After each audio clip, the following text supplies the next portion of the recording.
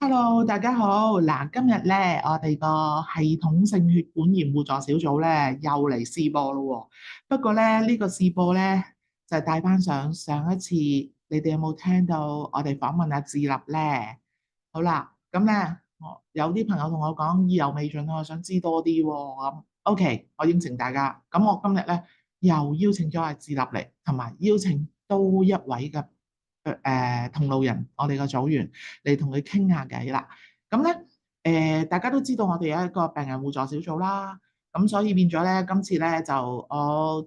交由阿志立嚇，咁咧再講一講佢而家嗰個血管炎嗰個治療嗰個進度係點樣樣。阿志立，麻煩你講一講。哦，咁我誒佢上次講到話我誒，因為隻眼嘅問題就唔能夠再食一隻金雞納霜，就係嗰隻藥主要作用咧就係調節我免疫系統嘅。咁唔食之後咧，咁即係每日咧就淨係得翻類固醇啦咁樣。咁咧就但係咧呢個模式咧就令到我咧就控制唔到病情啊，咁咧就出現咗啲新嘅病徵啊。以前我係手腳出疹嘅啫，咁啊後來咧就出現咧就係連個鼻黏膜個血管都發炎啦。咁咧跟住咧又冬天嗰陣咧，咁啊嗰啲即係手踭腳踭唔係手踭膝頭嗰啲關節咧就又有啲痛啦。咁就但係咧，咁即係講翻對上一年咧，我就嗰陣啲病徵就即係啲手指紅腫痛咧就好嚴，同埋嗰個鼻血咧都好嚴重。咁咧就但係咧，我喺公立醫院嗰度咧就驗嗰啲紅斑狼瘡指數咧就全部都正常。咁咧就咁嗰個咩高級醫生喺度咁啊。哦，你啲手指凍傷嘅啫，咁樣。我話我喺屋企睇住溫度計18度，點解凍傷啲手指？咁咁咁就佢又講唔贏我，咁佢啊再驗多一個關於紅斑狼瘡嘅抗體。咁驗埋嗰個咧就基本上紅斑狼瘡啲抗體咧就驗晒啦，咁樣。驗咗出嚟咧，即係我前幾個月去復診咧，就嗰個又係正常喎。全部指數都正常。但係咧，總之而家凍咧，我嗰啲誒手手手指腳趾同埋嗰個鼻黏膜發炎嘅現象咧，就仍然都係咁樣，只不過係冇上年咁嚴重。因為咧，我嗰啲發炎情況咧係跟溫度走嘅，溫度越低咧就越嚴重。好似今日咁暖翻咧，咁佢又好啲咁樣，就要到咧春天啊慢慢好轉，夏天完全正常，就好似可以咧唔使點食類固醇添。夏天嗰陣，咁咧就因為咧我咧就隻右腳咧就本來咧我做完一個靜脈曲張手術咧就要着壓力襪嘅。咁但係我着壓力襪咧，譬如朝頭早着完。黃昏除咗佢啦，咁你就着嗰個位置咧，就全部咧就瘀瘀紅紅咁樣，又唔會自己退喎。咁咧就要咧自己要，結果咧就自己咧就買，即係自己咧就好似搽啲乾燥膏咧，咁我哋先至慢慢喺一個禮拜之內咧退晒喎。咁咁上次風濕科復診嗰陣咧，我咁就同個醫生講，咁咧就又將我啲情形咁樣講一次俾佢聽咧，咁佢又又同即係我同佢講，我懷疑自己係紫斑症，即係又叫紫癲綜合症，紫紫癲綜綜合合症係症。咪啊？喂，我懷疑紫癜綜合症。咁佢話係紫斑症啦，我唔同佢拗個名啦唔一定係嗰個名嘅，即係但總之係咁嘅症狀。嗱，我建議下啲病人啦嚇，或者同路人咧，我哋個個人都有手機㗎啦，依家係咪？當你病發嘅時候，見到你嘅皮膚咁咧，你影低相或者拍低個 video，嚇。你翻去覆診嗰時俾醫生睇。我上網查過咧，咁我個症狀係真係同紫斑症差唔多喎，咁樣。咁但係咧，我同醫生講嗰陣咧，佢話我表現出嚟嘅病徵咧同紫斑症唔配合，因為咧佢話紫斑症咧就一定要有高燒嘅咁樣，但係你冇發燒喎咁樣，咁咁啊都即管同你驗一驗個紫斑症嘅指數啦，咁就嗰個指數咧就我下次復診先俾我睇，但係佢咧已經同我講定咧就係話你都唔好期望驗到啲咩啦咁樣，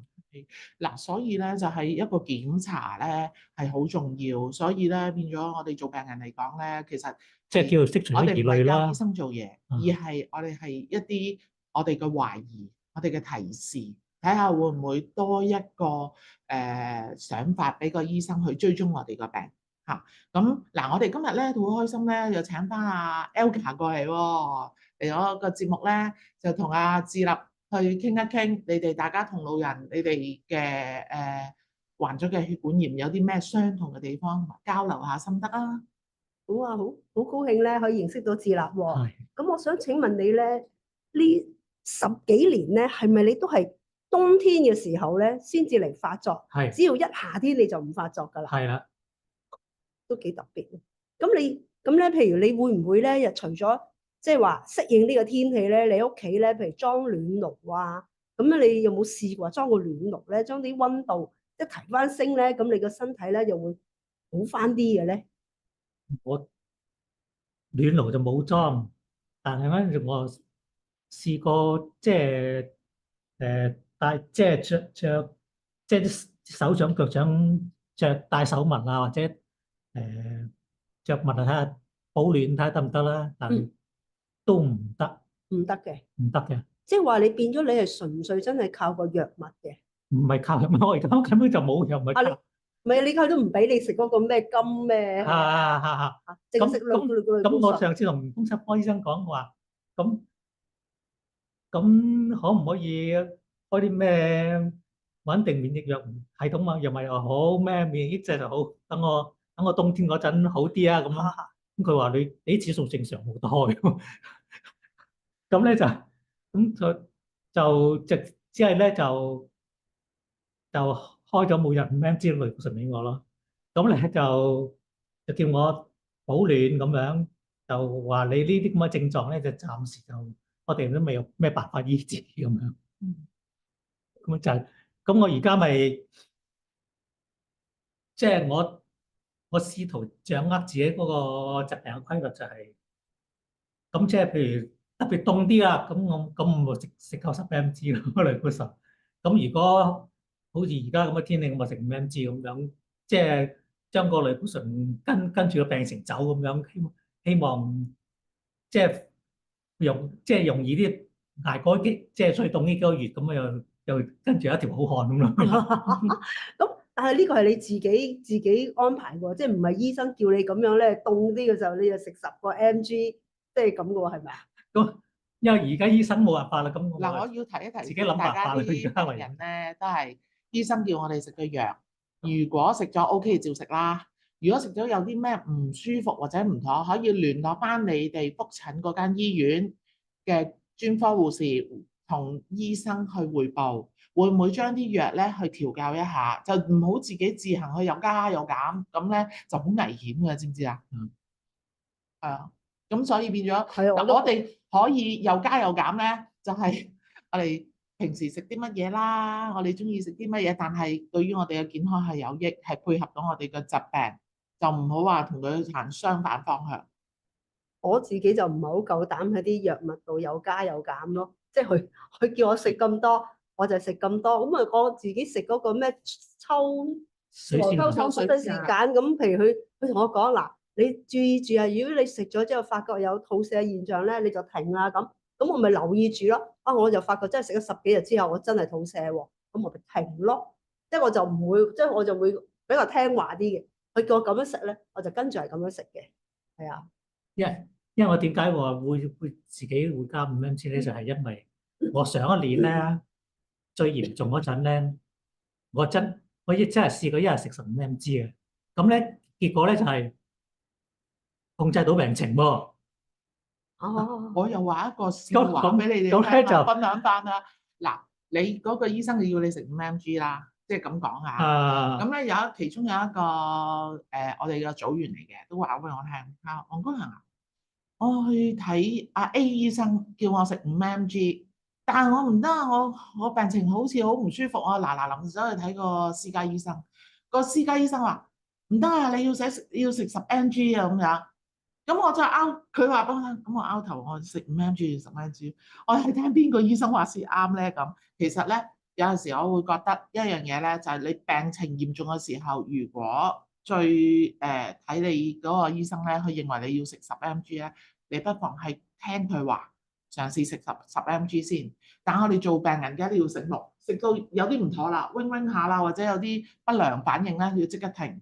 到時咧就即係要再睇另一個醫生，或者係翻去你原本嗰個醫生去調教翻啲藥嚇。咁唔係話醫生唔啱，每個醫生有每個醫生嘅唔同嘅評估，兼夾你個病情係成日會變化噶嘛，唔係永遠都係咁樣噶嘛。咁所以我哋做病人咧就要叻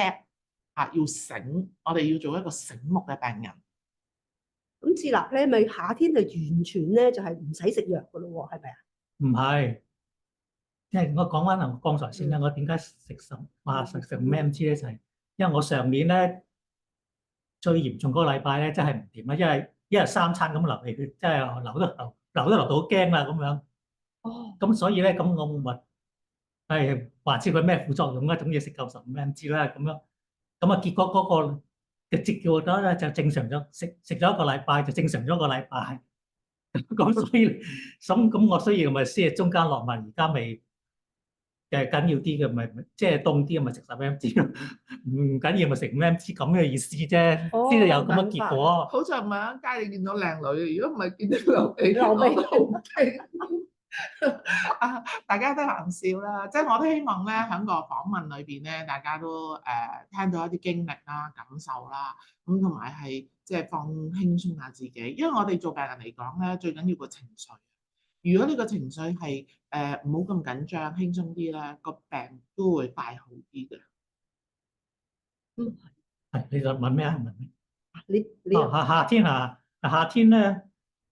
夏天咧就完全唔使食藥㗎唔啦。係，我食2.5mg咯。2.5，啊，即係人切咯粒藥丸。唔係佢5mg，佢有一間咁嘅中間。你揾切藥嘅丸嗰啲，揾把利啲嘅刀，將哇好危險㗎！你揾個切藥丸嗰啲盒啊，我一樣啫。咁即係總之將粒5mg切一半啦嚇。我早鬆啦，唔戴眼鏡嗰啲切手指啊，所以我即係奉勸啲即係大家嘅同路人啊、組員啊嗰啲咧，即係要注意個安全嗱，無論食藥嘅安全啦，我哋切藥丸嘅安全啦，係咪嚇？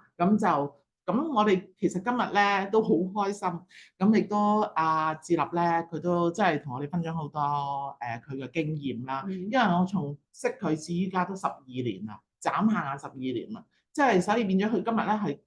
俾我知道清楚佢嗰個轉變，同埋 Elka 亦都係帶到一啲歡樂俾我哋，因為我哋可以大家傾到偈啊嘛，係咪先？第日嗱，我哋個 channel 咧，如果煮餸咧，揾你幫手做示範㗎啦，係㗎，因為咧我哋可以教識我哋啲病人嗱，因為上次你嘅訪問裏邊咧，你講你自己針對性你自己個病情，你適合食乜食乜食乜。咁咧，我哋做一個分享嚇，咁樣冇問題嘅，因為其實我本身係一個職業廚師嚟嘅，咁咧，咁成日咧煮嘢食就係對我嚟講係基本上都冇乜難度，反而家庭上煮嘢食對我嚟講係有難度嘅，因為成個設備系統唔一樣啊，咁咧就咁，但係咧我就想講一點咧，就係雖然即係每一個食物有佢嘅營養價值，但係唔等於呢個食物對你係適合嘅，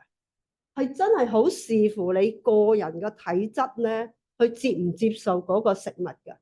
咁譬如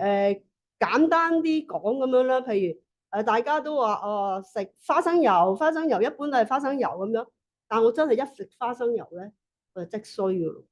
即係咧，即係唔好講係花生，花生油都唔得喎。會唔會過敏啊？我你對花生過敏？但我以前係冇噶喎。人會變噶嘛，所以就係話人係會真係一切嘅嘢咧，都係會改變嘅。咁所以咧，我哋其實係要即係特別，我哋係一個病患者咧，其實就要多啲留意身體俾自己嘅反應。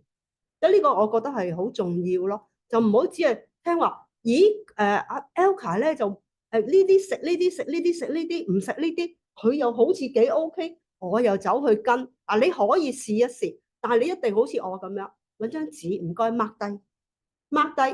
我今日食咗啲乜，然後再睇下自己有冇啲咩特別嘢喺自己身上發生咗，咁你先至會知道。但係你做嘅時候，你唔好一次過俾個身體A B C D E 食齊，你唔會知道 A B C D E 邊樣影響你，你只能夠每一次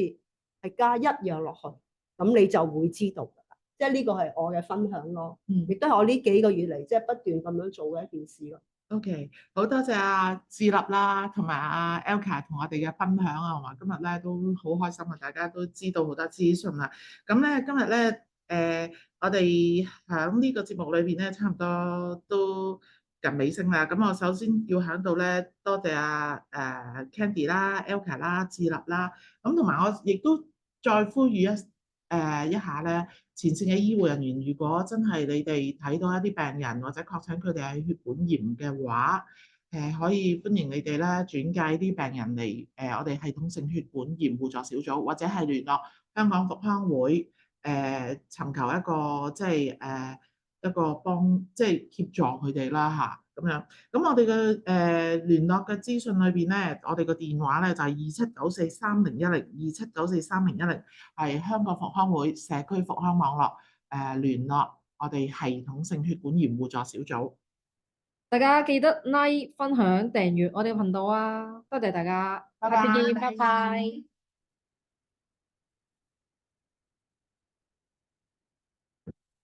好正啊，17分鐘啊！